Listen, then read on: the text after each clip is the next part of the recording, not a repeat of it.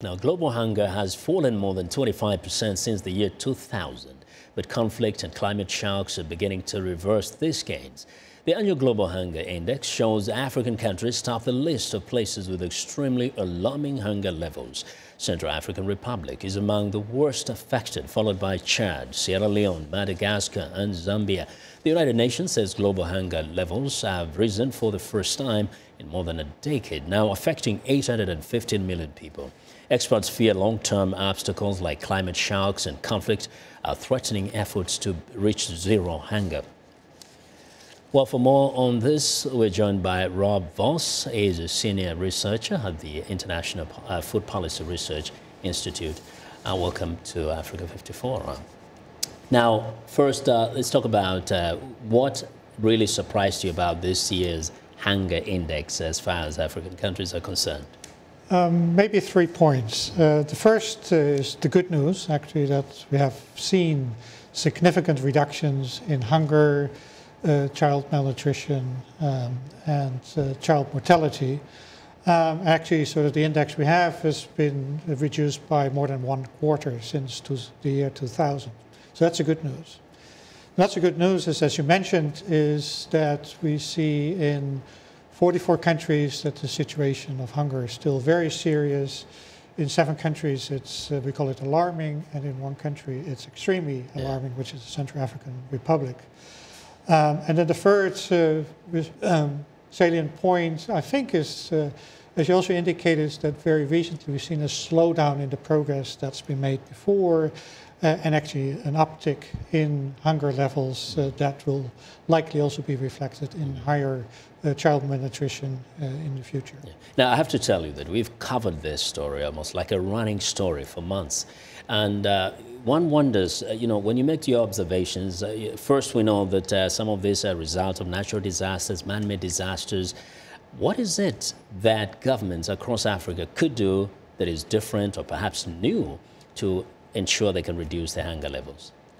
Well, for that, I think we should look at the countries that have done very well. A country like Senegal has reduced on the hunger index by 50% over the past 17 years. Ethiopia almost close to 50%, a bit less than that.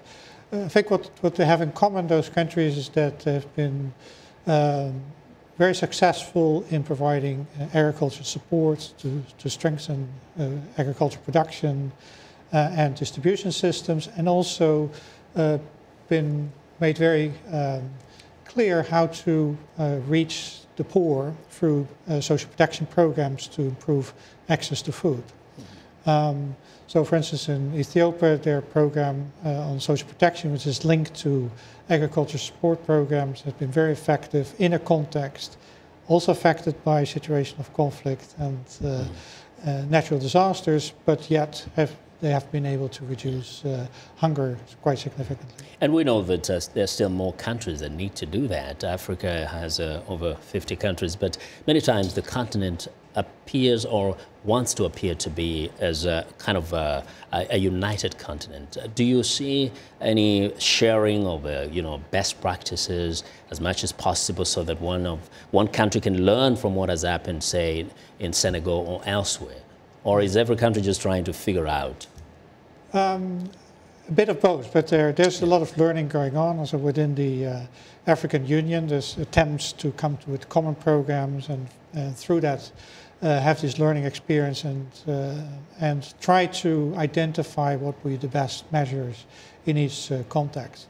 But yet we also see in practice that a lot of governments are not following through on that and actually pick things up in ways that provide a very consistent, and that's what you need, a consistent approach to supporting agriculture and providing the poor with better access to means in order to buy enough food. And the irony is that most of the African countries actually are dependent on agriculture. So it's not is it about just consistency or prioritizing and realizing that the economy, the society, in fact, depends on agriculture?